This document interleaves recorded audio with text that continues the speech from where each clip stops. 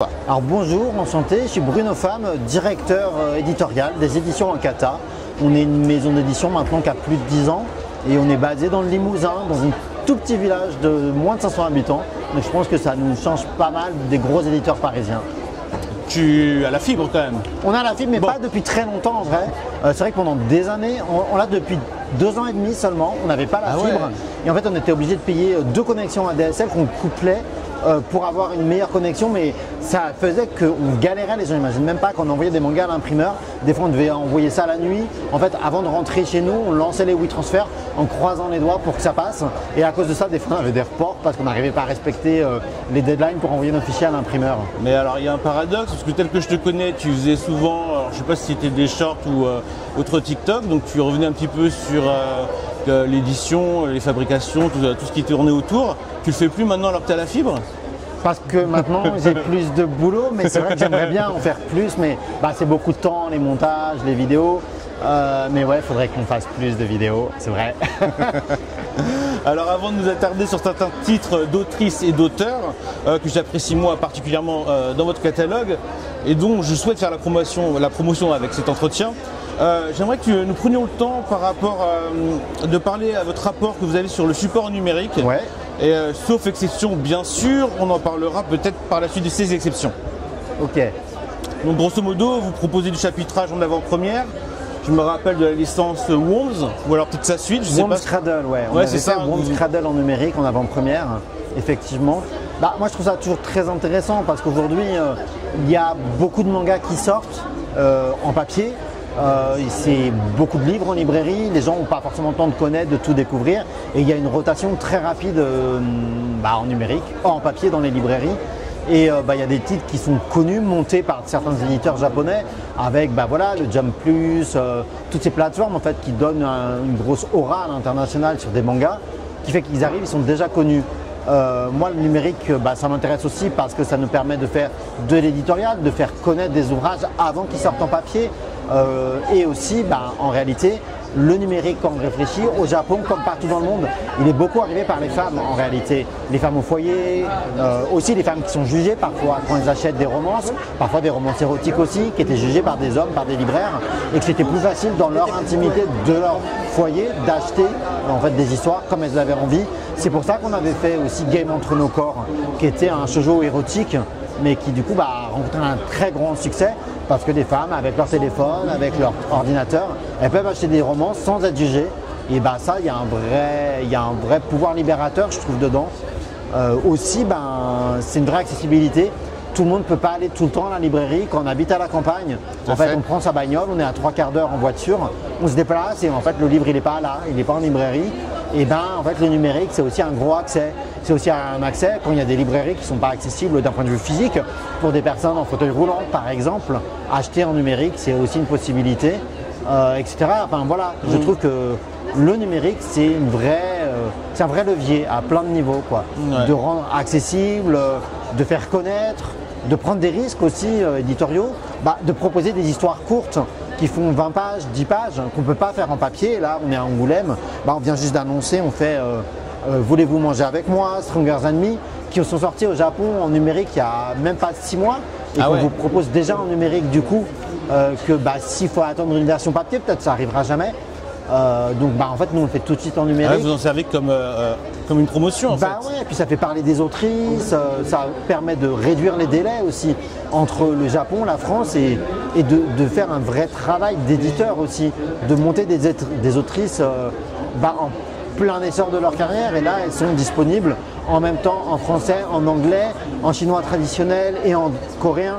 Il y a une vraie volonté des éditeurs, des éditrices d'utiliser cet outil-là en fait, pour faire une belle caisse de résonance et faire monter les auteurs, en fait, les autrices. Mais moi je trouve ça très efficace parce que tu as quand même réussi à faire monter la hype pour une œuvre Yuri, La Belle et la Racaille. Tout à fait. Donc que vous chapitrez pour l'instant, donc on attend l'annonce événementielle de quand ça sortira. Mais c'est vrai que ça met une hype de savoir qu'il y a des chapitrages. Moi j'ai pas encore craqué pour investir dans le chapitrage parce que je voudrais acheter en numérique certes, mais je l'achèterai en volume en entier. intégral, Mais ça me hype de voir que ça existe, que ça se prépare. C'est un peu le but aussi. Et c'est vrai que par exemple La Belle et la Racaille, on l'a signé dès le tome 1.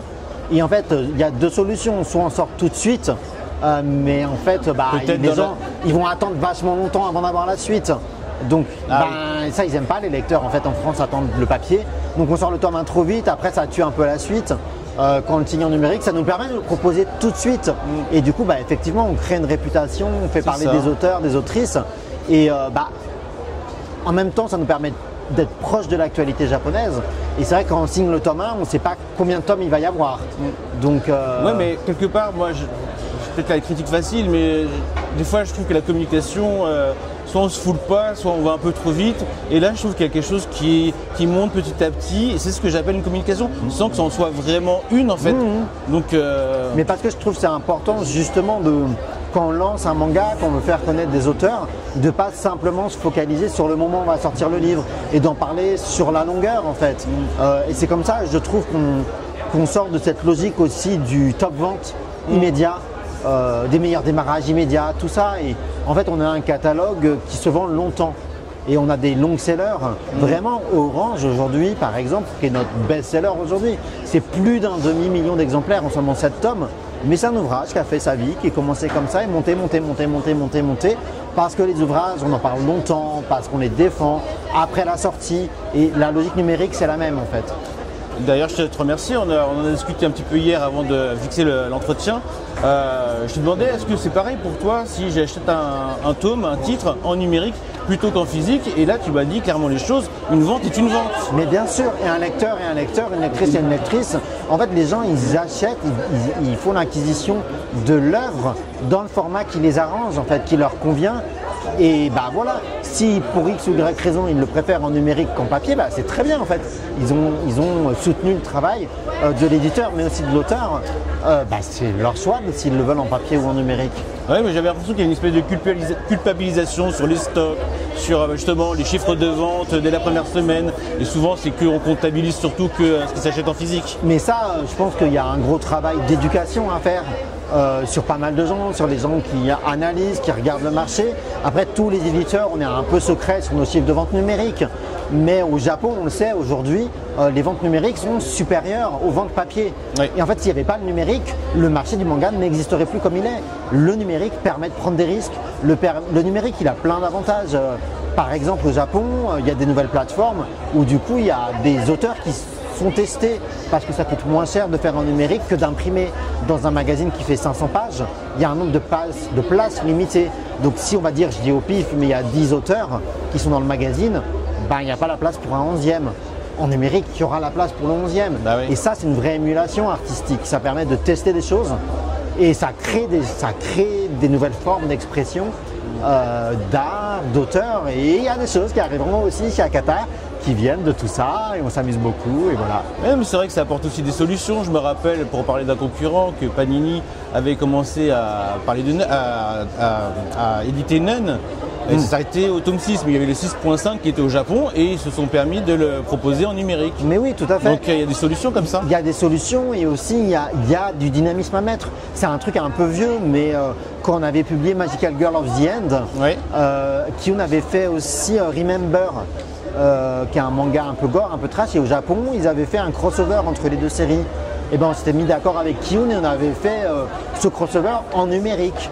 Et donc sur le site de Kiyun, il y avait la partie 1 et sur le site Akata, il y avait la partie 2 du crossover entre Remember et Magical Girl of the End. Donc en fait, si on est malin, c'est ça. Et en fait, on peut s'amuser avec tout ça. Oui. Et c'est drôle parce que c'est dynamique, il y a des interactions avec les gens, avec les auteurs, et c'est ultra dynamique et ça s'internationalise dans le bon sens du terme. Exactement. Alors moi, il y a un truc que je vous ai pas dit, mais il y a aussi un avantage. Vous êtes dans votre lit à 1h du matin, bam, voilà. Oui, il n'y a pas besoin de se déplacer et des fois on a la flemme et tout, on a envie de lire un livre tout de suite, et on peut effectivement. À 1h du matin. Oui.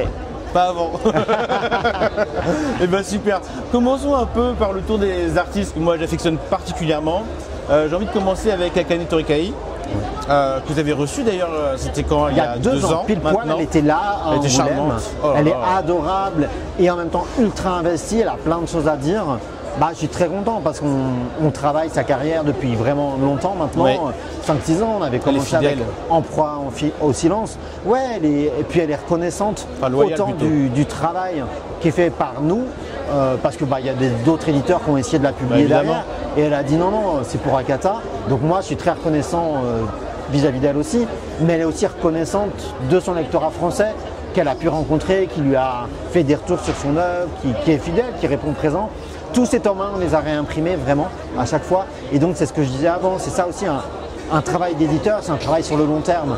Et en fait, de la même manière qu'avec le numérique, on pousse longtemps, et on continue d'insister, de proposer, de réimprimer les tomes 1, de rendre disponible et d'avoir un travail sur la longueur pour la faire connaître et l'installer profondément sur le marché francophone en fait.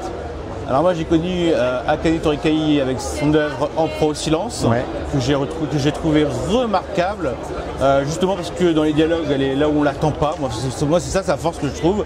Et j'ai remarqué aussi, alors tu me dis si je m'arrête, si c'est juste une impression des réseaux, j'ai eu l'impression que c'est une artiste qui, pour ce titre-là du moins, a plus plu aux hommes qu'aux femmes. Non, je pense pas, ça dépend. Il y a des femmes qui ont lu Empereur au silence. En tout cas au Japon, ce qui est sûr, c'est qu'il y a beaucoup de femmes qui l'ont soutenu et qui l'ont acheté en numérique. Parce que ça dit quelque chose aussi en fait que ce livre-là. Je l'ai acheté en numérique. Voilà. Mais c'est pas évident de l'acheter en tant que femme, vu le sujet en librairie. Et de l'acheter en numérique, c'est encore une fois dans le cadre de son intimité. Et ce qui dérange parfois chez Akane Torikai, c'est que ces personnages sont très nuancés. Ils sont ni noirs ni blancs. Et elle nous montre des réalités. Exactement. Sans nous dire ça c'est bien, ça c'est pas bien. Elle montre la société telle qu'elle est. Elle nous questionne et elle nous questionne vis-à-vis de notre propre noirceur à nous-mêmes individuelle. Et donc ça remue vachement, ça va dans nos tréfonds à nous. Moi, elle m'a rappelé, on va parler de quoi ça parle juste après. Moi quand je voyais les dialogues, par exemple, de l'héroïne et de son élève, j'avais l'impression que c'était une vraie conversation. Parce que dans la vie de tous les jours, on n'a pas un dialogue qui est écrit. Des fois, on veut rien, des fois, on dit n'importe quoi. Et là, j'avais l'impression qu'on était en plein dedans et ça avait quelque chose d'ancré dans la réalité.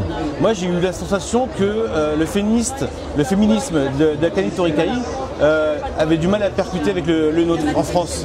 Je pense que ça dépend des gens parce qu'en fait, en France, il n'y a pas un seul féminisme. Il est assez protéiforme en réalité. Il est protéiforme aussi en fonction des cultures, des époques. Et c'est quelque chose qui est en constante évolution. Empereur au silence, c'est un ouvrage maintenant qui a, faudrait que je vérifie, mais minimum 10 ans. Depuis, le féminisme a évolué. Les féminismes ont évolué, y compris au Japon, y compris en France. Akane Torikai n'est pas la même qu'il y a 10 ans non plus. Et c'est ça qui est intéressant, c'est de voir comment en tant que femme, en tant qu'artiste, elle est en mouvement constant. Après, c'est vrai que moi j'ai la chance d'avoir lu tous ces ouvrages. On a décidé de prendre Empereur au silence d'abord, mais quand on a publié celui-là, moi j'avais dans un coin de ma tête les autres que j'avais lus. Genre Amour placebo. Mais aussi Enfer et contre toutes, qui est un ouvrage qui, je pense, est une très bonne porte d'entrée pour comprendre sa démarche féministe. Parce qu'il y a beaucoup de sororité, il y a beaucoup de soutien entre les femmes dans cette œuvre et que ça met en miroir tout son travail. Mais moi, c'est vrai que j'avais lu Enfer et contre toutes en japonais, donc j'avais cette vision-là quand je publie Empereur au silence. Et que, ça me permettait d'avoir ce regard sur l'autrice. Et en même temps, on ne peut pas tout faire d'un coup. Mais je ne pense pas qu'on soit trompé en commençant par Empereur au silence. La preuve, c'est qu'on est plusieurs années après, qu'elle avait un livre en sélection officielle et que tous ces tomes, on les a réimprimés. Donc il y a bien quelque chose qui est en train de se passer. De toute façon, un succès pour moi, un vrai succès, il faut qu'il y ait les hommes et les femmes pour qu'ils soient réalistes. On va parler encore un peu d'Empereur au silence, mais je voulais juste rebondir sur un truc. Enfer contre toutes, il n'est pas disponible, c'est l'exception qui n'est pas disponible en numérique, c'est pour ça que je l'ai acheté tout à l'heure. Alors il n'est pas disponible en numérique parce que son éditeur japonais, Shodansha, a des conditions qui sont pour l'instant pas acceptables de mon point de vue. D'accord. Mais c'est en train de changer. Donc ça sera prochainement disponible, j'espère. Ça met un peu plus de temps, alors que c'est vrai qu'on est habitué à ce que vous avez des sorties numériques et physiques au même instant, simultanément. En fait, ce qu'il faut faire, c'est regarder les éditeurs japonais et souvent ça explique pourquoi un titre n'est pas disponible en numérique. N'hésitez pas à faire un petit italique. Et bien super. Est-ce qu'on peut parler d'Empereur du silence, pas trop longtemps, mais juste pour savoir de quoi on a parlé en fait? C'est l'histoire d'une femme qui est professeure. Et au début de l'histoire, on ne va pas utiliser le mot interdit, mais elle subit une agression sexuelle par le conjoint de sa meilleure amie. C'est ça. Et on va suivre les conséquences de tout ça. Et aussi du coup plusieurs points de vue de femmes en proie à ce poids de la misogynie de la société, aussi au non-dit et comment on se construit, se déconstruit, comment on réagit, parfois comment on cède ou on ne cède pas. C'est une œuvre qui montre la réalité de plein de femmes différentes qui sont toutes dans des situations complexes. Elles n'ont ni tort, elles n'ont ni raison. En tout cas, l'autrice, elle montre à quel point c'est difficile pour elles de trouver leur place et de s'imposer dans cette société profondément patriarcale. Bon, ça doit être le directeur éditorial, tu l'as super bien présenté. Je rajouterais qu'il y a en plus une petite romance potentielle avec un étudiant. Voilà, encore une position de femme qui est à défendre ou pas. Voilà. J'aimerais parler d'une autre artiste, mais alors là c'était vraiment aussi, au même titre que Akane Torikai pour dire la vérité, mais plus dangereux, c'est Asumiko Nakamura. Ah waouh, ok. Avec Utsubura. Ouais. Et parce que pourquoi j'aime particulièrement, en plus ça m'a en plus dirigé vers les collections de Anna Edition, parce qu'elle a beaucoup de titres là-bas. Ouais, donc très boys love, mais pas que, très violent aussi dans certains aspects, très poétique je trouve. En fait j'aime beaucoup son style. Ok. Est-ce que tu veux nous parler d'elle avant de nous parler du titre d'Utsubura? Ouais, c'est une autrice qui est très singulière. Ça veut dire que vous reconnaîtrez tout de suite son style graphique. C'est ça. Elle a une manière de dessiner les personnages, vraiment, ils sont très fins, très, je ne vais pas dire filiforme, mais en tout cas il y a quelque chose de très gracieux qui vient, quelque chose d'effectivement un peu poétique, qui a une esthétique minimaliste aussi. Elle joue beaucoup entre les contrastes et les noirs et les blancs. Et tout ça, c'est au service d'une espèce de torture psychologique. Ouais, presque immorale. Presque immorale, elle joue, mais encore une fois, elle questionne notre noirceur, la noirceur de notre humanité, de nos humanités. Et c'est avec ça, dans des contextes très différents, parfois des boys love, parfois des mangas, parfois des yuri, elle regarde qui on est en tant qu'être humain, dans des cadres différents, des huis clos, de la torture, du polar. Et c'est une autrice vraiment qui n'a pas peur d'aller voir les sujets tabous. Il y a des choses qui sont du coup à mon avis pas publiables en français. Après c'est des histoires qu'on peut retrouver dans des romans, mais par contre vu que c'est imagé dans des cases, ça gêne.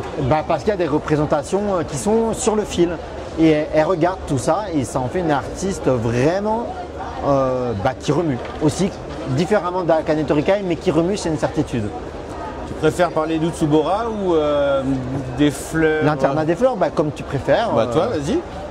On va commencer par Utsubura parce que c'est en 2 tomes, c'est un polar qui est une mise en abîme un peu particulière sur et j'y pense juste, c'est assez marrant qu'on parle de ça juste après Akane Torikai parce que Saturn Return c'est une artiste en crise qui ne sait plus écrire et dans Utsubura il y a aussi ça, il y a cette question de l'artiste et du manuscrit volé. Et que peut-être un homme a volé le manuscrit d'une jeune fille. Oui, ça commence sur un suicide, sur une jeune fille qui se suicide.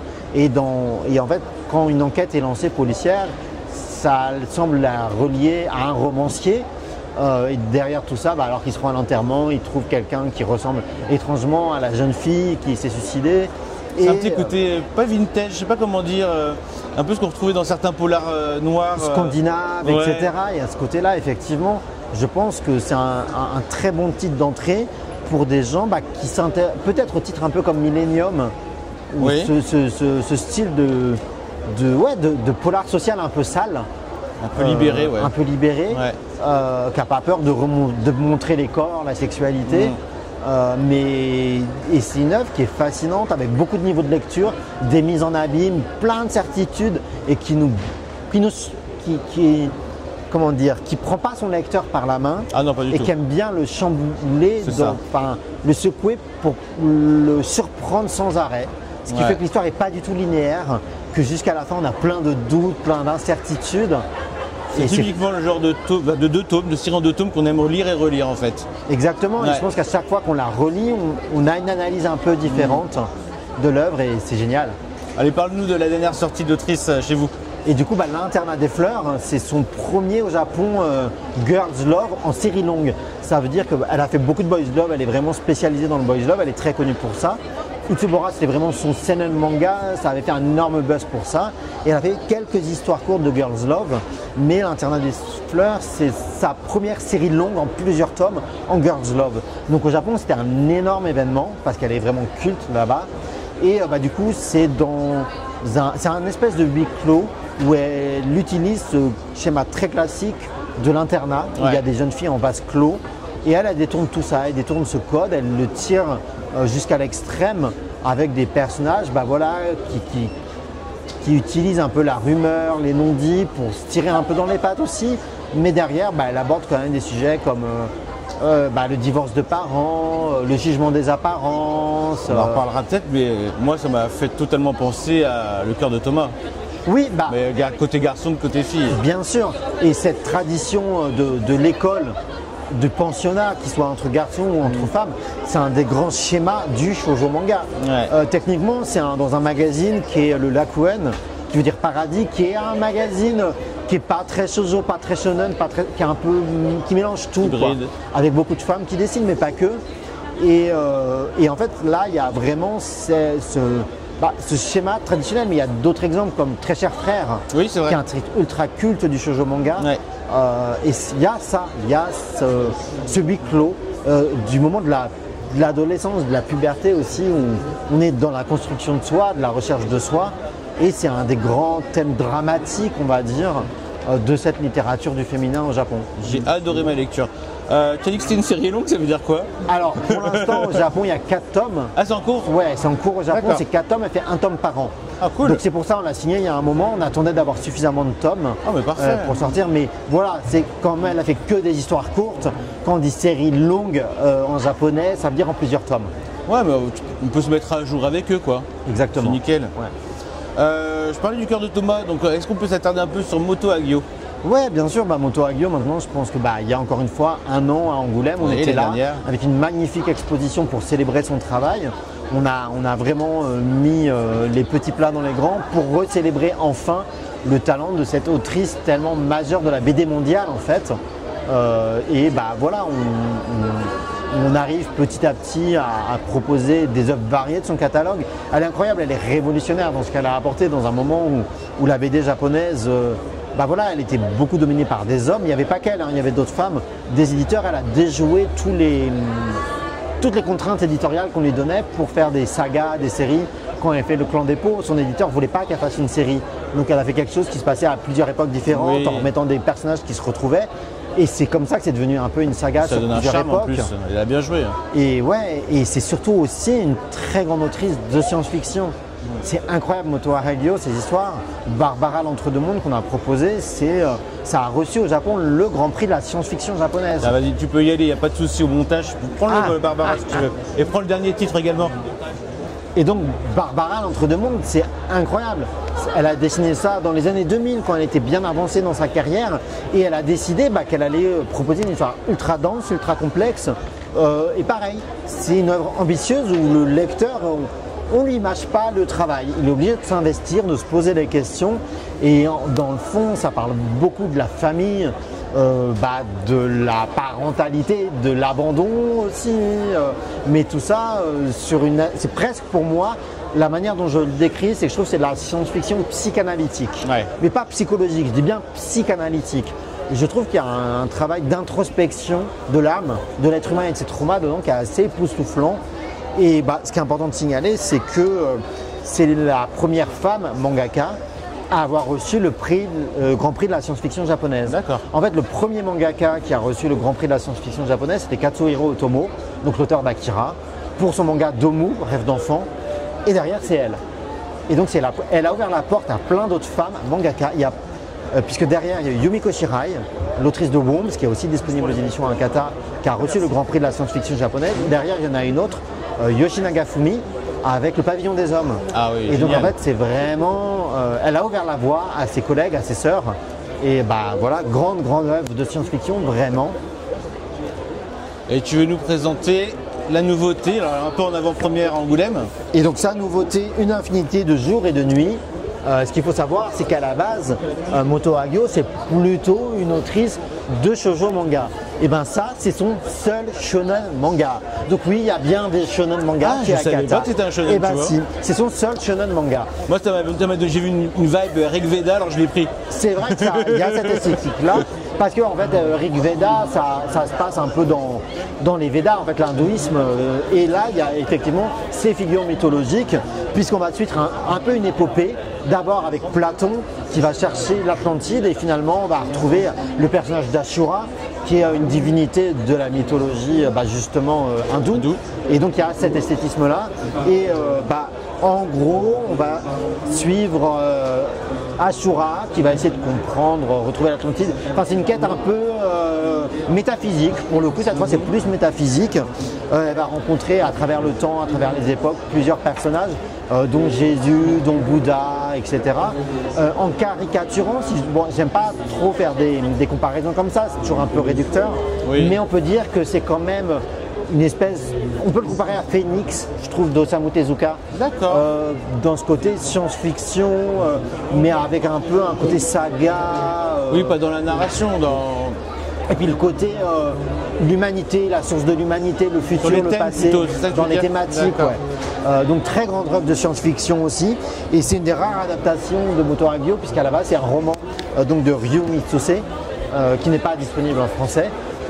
Mais voilà, donc à plein d'égards, c'est une œuvre unique dans la carrière de Moto Hagio, puisque c'est une adaptation d'un roman, et aussi puisque c'est un shonen manga. Bon, moi j'ai acheté tout ça sans savoir, alors si ça peut en convaincre d'autres. J'aimerais quand même revenir, je te débarrasse. Ouais. J'aimerais quand même revenir sur une chose qui me tient à cœur. J'ai l'ancienne édition qui était disponible chez Kazé, et il me semble que tu as annoncé le cœur de Thomas, une réédition à venir, une nouvelle édition. Ouais. Du coup, effectivement, comme on a décidé de vraiment retravailler, d'explorer la carrière, la bibliographie de Moto Hagio, c'était obligé de reproposer le cœur de Thomas. Il y a eu des difficultés? Non, pas du tout, parce qu'il y a une nouvelle édition au Japon qui est sortie. Puis nous, quand on recommençait à travailler sa carrière, et Kazé ne réimprimait plus l'ancienne édition. Donc en fait, l'édition qu'on va proposer, c'est un peu l'édition ultime au Japon, où dedans il y a des histoires en plus, notamment des espèces de passages de poésie, d'autres choses qui viennent compléter l'univers du cœur de Thomas. Ça va être un gros pavé de quasiment 700 pages. Donc une bonne brique. C'est vrai qu'on l'a annoncé très tôt par rapport à la sortie.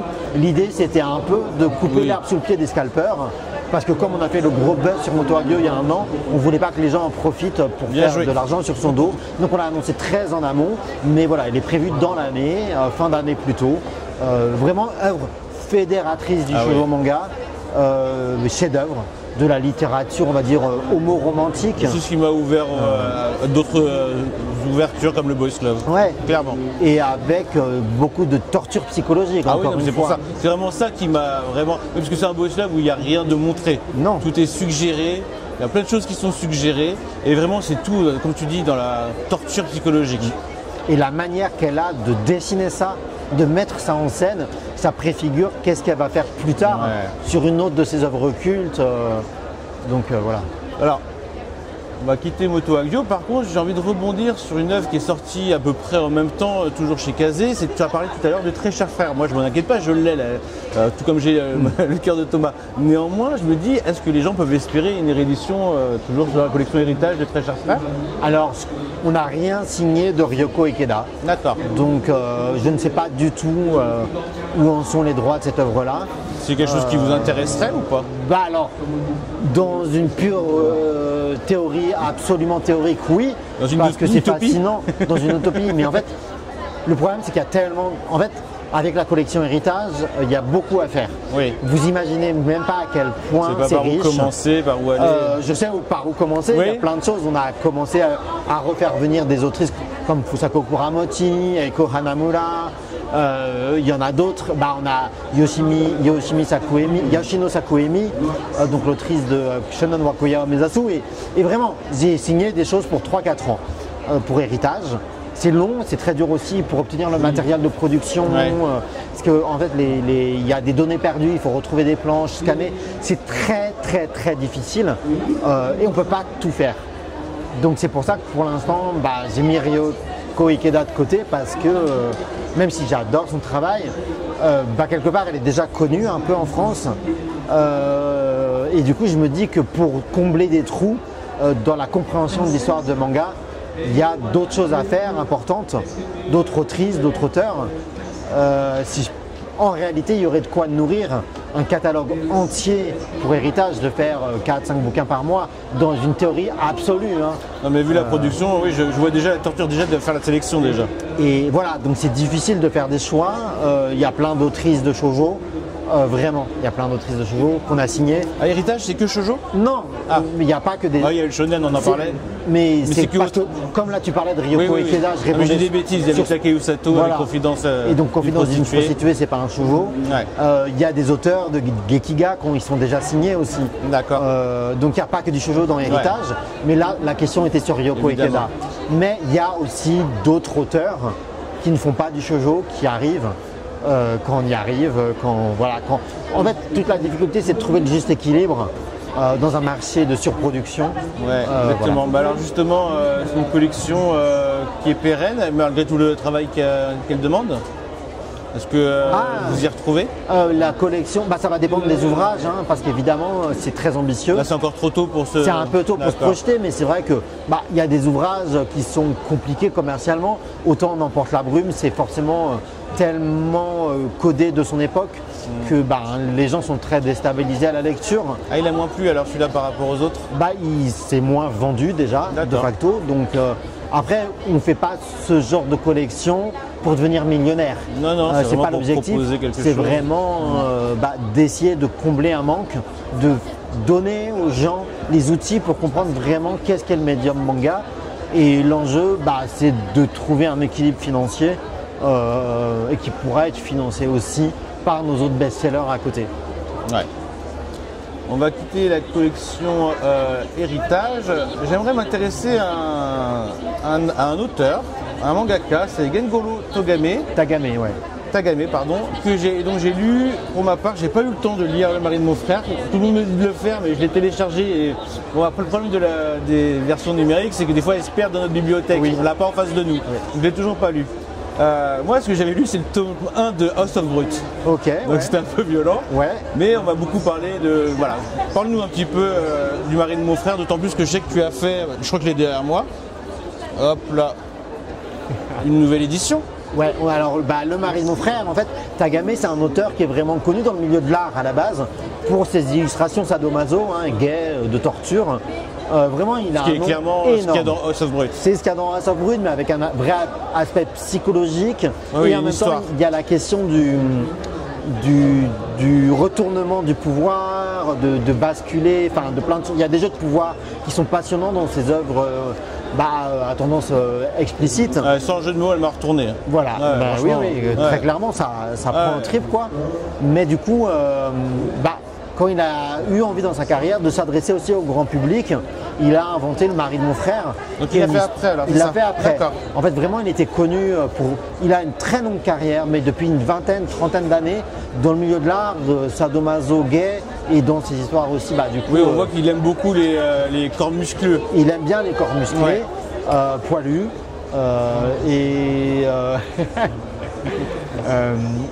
du coup, il a eu envie de faire un manga tout public et c'était un vrai challenge parce qu'il a dessiné ce manga qui parlait de deuil en fait, mais aussi d'homophobie dans un magazine à destination plutôt d'un lectorat d'hommes hétéros.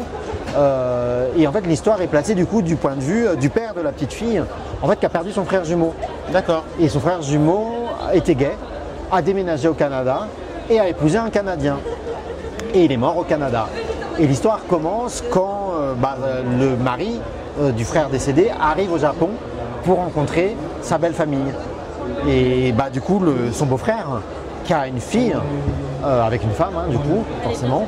Et du coup, c'est une question de réconciliation avec un passé pas forcément dit, mais c'est aussi une vraie série sur la peur de l'autre, la peur de l'altérité, le deuil, le dialogue et aussi comment les enfants, ils ont un regard parfois très juste, alors que en tant qu'adulte, on a plein de biais qui nous sont mis par l'éducation et la société. C'est ce que j'allais dire, à travers la couverture et des retours, ça passe beaucoup aussi à travers cette fille. Oui, tout à fait. Et c'est un manga qui a beaucoup plu aux enfants en fait, de manière très étonnante. C'était pas du tout prévu comme ça. Ça a été lu par des adultes, des ados. Et en fait, par le personnage de la petite fille, Kana, qui voilà, est absolument ravie d'avoir un nouveau tonton en fait. Ouais. Dans ses dialogues, dans ses bulles, il y a beaucoup d'enfants qui se sont identifiés à elle et qui ont adoré, qui se sont appropriés ce manga-là. D'accord, c'est la Yotsuba pour tous. C'est la Yotsuba pour tous. On fait encore des références. Il faut pas faire ça. Non mais si, c'est bien en fait, c'est très bien dit. C'est vrai. Ok, je te débarrasse. Hop, je le remets derrière moi pour qu'il soit vendu. Voilà. Bah écoute, à partir de là, maintenant, ah non, j'avais parlé des questions pièges, mais allez, as-tu un titre dont tu aimerais nous parler d'un auteur ou d'une autrice qu'on n'a pas cité jusque-là, qu'on n'a pas cité? Waouh, il y en a plein. Tu as le droit d'aller, si tu veux t'aider, tu as le droit, t'inquiète pas, d'aller le chercher si tu veux. Tu sais, la magie du montage, tu connais. Hein. Ouais, je réfléchis, mais en fait c'est dur. Je vais faire le commerçant. Vas-y. Je vais faire le commerçant. Du coup, je vais aller sur l'aspect shoujo manga parce qu'on n'a pas tant parlé de shoujo manga. Et ça, je suis très content de vous proposer très prochainement Remember Me. C'est un shoujo manga qui change en fait. Depuis l'Académie d'Alice, qui a un titre un peu culte, il n'y avait pas eu de shoujo manga qui se passait, je trouve, vraiment en école de sorciers, sorcières. Ah oui. Alors, on avait publié Les sorcières de la fin du monde, qui était un yuri en 3 tomes. Mais voilà, que 3 tomes. Et ça, Remember Me, c'est un manga qui ressemble un peu à un isekai, avec une héroïne qui du coup remonte dans le temps après, mais qui se passe dans un contexte de magie, école de magie. Et le pitch, c'est que du coup, elle est sur le point de sortir diplômée de son école. Elle a son petit ami et tout, et un jour, elle va le retrouver, et il est mort. Ah merde. Et du coup, elle se dit qu'est-ce qui se passe, et elle aussi, elle meurt.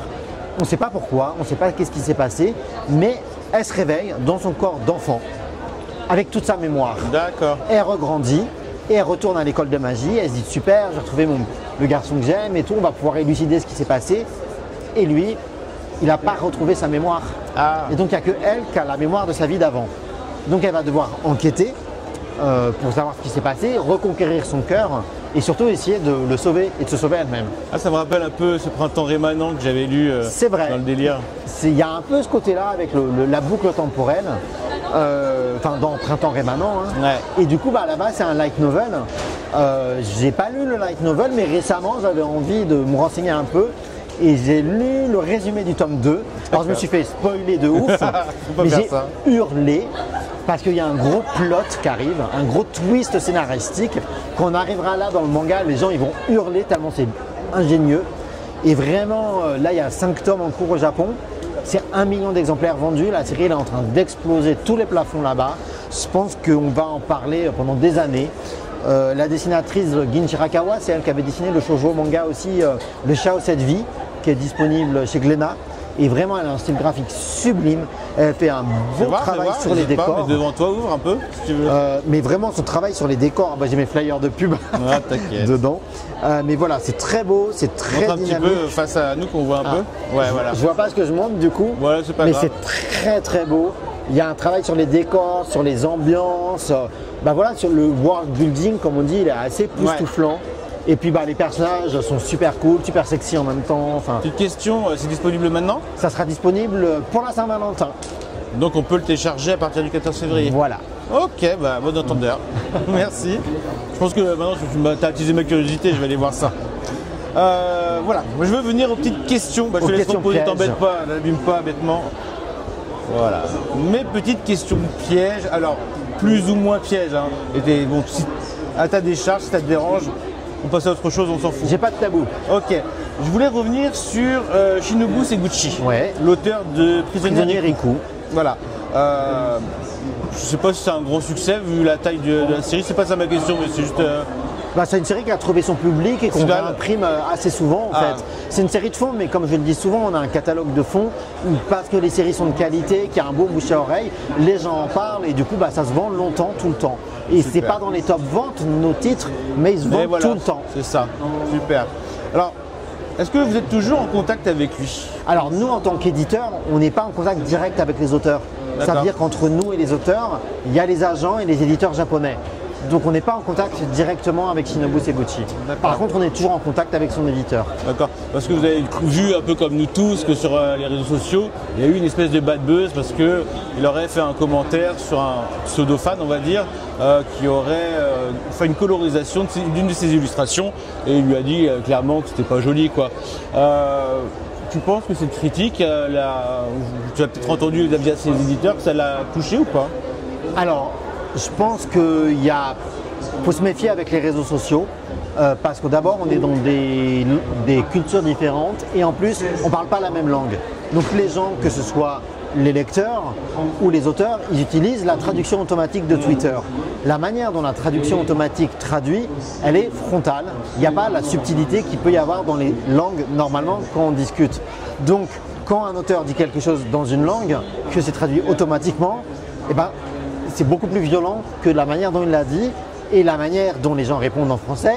Quand c'est traduit automatiquement en japonais, c'est aussi beaucoup plus violent. Oui. Donc en fait, déjà, il y a une escalade qui vient du fait qu'on ne parle pas la même langue et que la traduction automatique fout la merde. Oui, c'est vrai. Mais n'empêche qu'on fait l'effort, on comprend ce qu'il a voulu dire, c'est que ça dénature l'image qu'il voulait de ce personnage-là via cette colorisation. C'est ça que moi j'ai compris. Pas que c'était moche, mais que ça dénaturait. Je ne me souviens plus exactement des mots qu'il a utilisés en japonais. En tout cas, ce qui est certain, c'est que d'un côté comme de l'autre, de toute façon, le harcèlement, c'est non. Quoi qu'il arrive. Non, mais j'ai remarqué qu'il y a une tendance en ce moment que pas que pour Shinobu Seguchi, hein, pour d'autres, que dès que les auteurs font des remarques sur le scantrad, sur le piratage, même si... C'est pas la même chose. Là, on avait un auteur, on avait un dessinateur un jeune amateur qui colorisait une œuvre. C'est pas la même chose que le scantrad. Après, l'auteur reste propriétaire de son œuvre, quoi qu'il arrive. Mais même avant, il avait déjà eu des critiques vis-à-vis de ça. Si on remonte un peu plus loin, parce qu'il n'appréciait pas qu'on se serve de ses planches pour n'importe quoi. Et que même si c'était de la promo, en fait d'exposer ça ne suffisait pas à faire de la promo. Pour lui, ça l'embêtait. Donc, quelque part, je me dis qu'on peut respecter ça.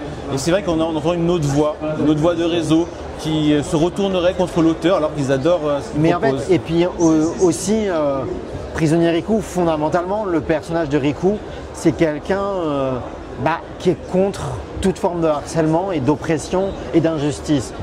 Est-ce que Shinobu Seguchi a été maladroit? Peut-être que oui, peut-être que non, c'est pas à moi de le juger. En tout cas, que tout le monde se mette à le harceler dès qu'il fait un tweet, c'est une attitude qui est profondément choquante et profondément Parce inverse. que ça continue, c'était un peu ma question, ça a continué un peu après ou il s'est fait discret, j'ai l'impression, pendant un temps, et il est revenu. Et puis en plus, les gens ont oublié qu'il s'est mis d'accord, ils ont discuté entre le lecteur et lui. Donc en fait, ça ne concerne que eux. Pourquoi tout le monde se sent obligé de se mêler des affaires des autres? Il y a un auteur et un lecteur qui ont eu une discussion, qui n'étaient pas forcément d'accord, qui se sont mutuellement mis d'accord et excusés mutuellement. Fin de la discussion, ça ne nous concerne plus en fait. Donc on a des chances qu'ils reviennent vous voir pour la prochaine série. S'il y en a une. Ouais, il n'en veut pas aux Français, c'est ça que je veux dire. Mais il n'y en a pas encore au Japon. Très bien. C'était les questions pièges. Donc on a parlé de La Belle et la Racaille de Fushishika, annoncé pour 2025. Ça fait 2 jours que je travaille au corps. On me répond de janvier à décembre. Donnez-nous un trimestre, soyez sympa. Ce que je peux dire, c'est que par rapport au contenu de l'œuvre, dans l'actualité ils sont à combien de chapitres mensuelle, globale de ce qui se passe dans le monde, ça sortira à un mois cohérent pour le contenu de l'œuvre. Ah, faut en savoir un peu plus alors. Il y a combien de chapitres au Japon actuellement? C'est fini là au Japon, c'est fini en 3 tomes. C'est fini en 3 tomes? Donc je sais plus combien de chapitres, mais c'est fini en 3 tomes. D'accord, super. Tout le monde n'est pas au courant, donc on prend. Est-ce que tu peux nous parler un peu du rachat de Hakata en 2022 par la maison Le Duc, faisant partie du groupe Albin Michel? Est-ce que ça a changé pour l'un et ce que ça a apporté pour l'un et l'autre depuis maintenant on est en 2025? Ça a apporté beaucoup de choses. Ce qui s'est passé d'abord, c'est qu'on était sur un marché qui était en ultra croissance.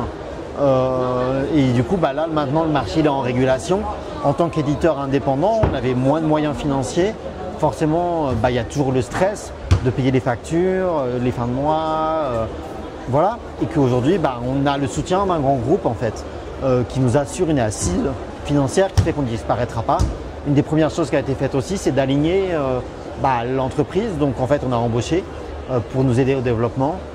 Il a été aussi décidé d'augmenter les salaires de tous les salariés, c'est bien. mais aussi d'augmenter les salaires des freelances. Donc une des premières choses qui a été faite, c'est d'augmenter les traducteurs, les graphistes, pour que tout le monde soit plus serein pour mieux travailler. Et ça nous a donné plus d'assises, aussi plus de confort, même si on a beaucoup de choses à rattraper, parce qu'en tant qu'indépendant, c'est très difficile en fait. Le milieu de l'édition est dur. Puis c'est toujours en avance de trésorerie, le métier d'éditeur, c'est beaucoup de gestion, de comptabilité. Et puis avec le catalogue qu'on a, comme je le disais, qu'un catalogue à la croissance lente, modérée, maîtrisée, ça veut dire qu'on devait être très vigilant sur la moindre dépense. Ça nous a permis de respirer, d'être plus à l'aise et d'avoir des projets plus ambitieux. Dans ces projets plus ambitieux, par exemple, l'invitation de Moto Hagio avec l'exposition, on n'aurait jamais pu en indépendant. Alors là, je vois tout ce que ça vous a apporté. Qu'est-ce que ça leur a apporté à eux? C'est à eux qu'il faut leur demander parce que moi je ne suis pas à leur place. En tout cas, ils avaient envie d'être présents sur le marché du manga.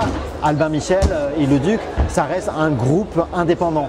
Ça reste un groupe évidemment, aujourd'hui un grand groupe, mais c'est un groupe qui n'est pas possédé par des grands groupes qui n'ont rien à voir avec l'édition. C'est pas Bolloré, c'est pas tous ces gens-là. C'est un groupe où les gens qui sont actionnaires sont tous historiquement des éditeurs.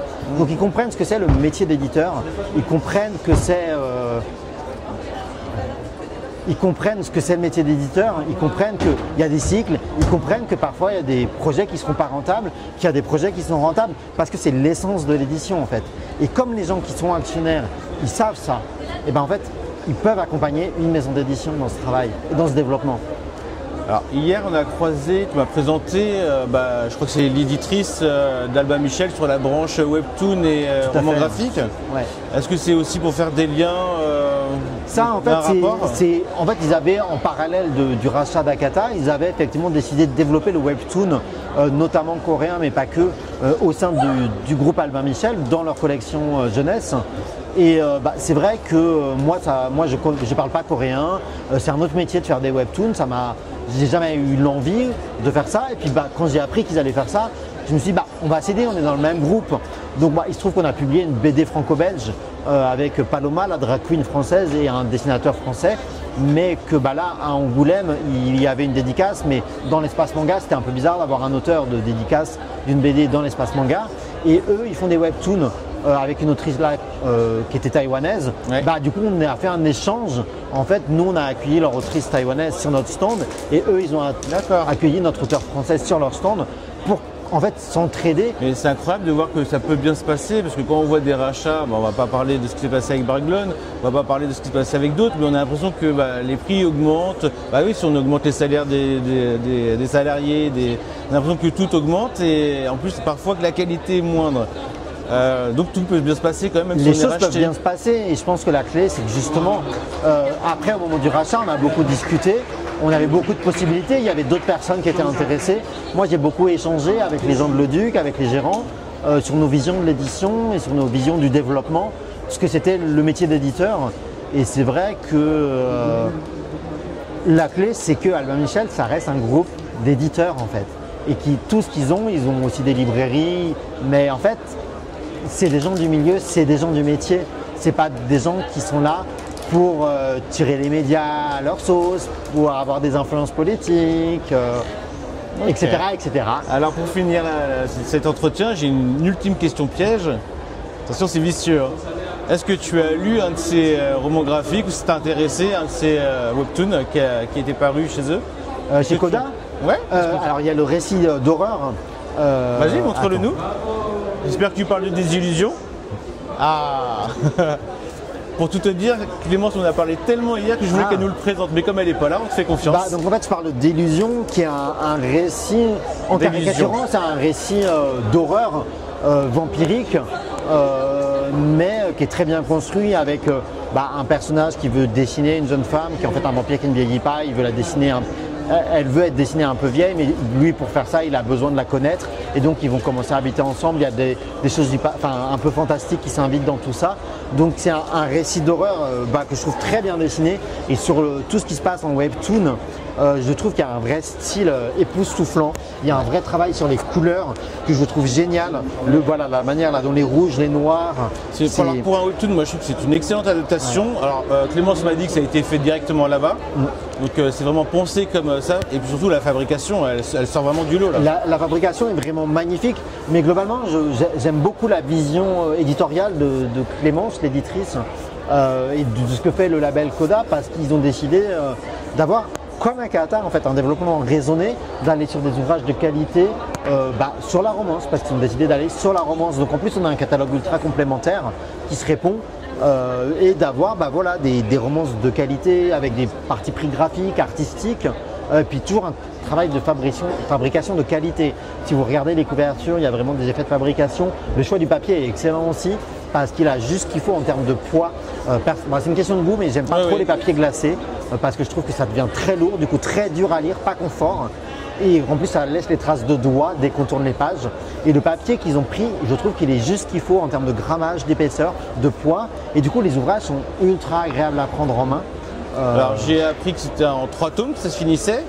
Et qu'en plus, pour ceux qui adorent ça, c'est qu'il y aura une adaptation drama. Ah, mais je savais même pas. Ouais. Parce que là, pour le coup, je suis juste lecteur, donc moi j'ai lu ça. Et ben voilà. Voilà. Et ben écoute, merci beaucoup Bruno. Merci à toi. Merci d'avoir pris le temps. Avec grand plaisir. Et on espère à bientôt. À bientôt. Ciao. Salut.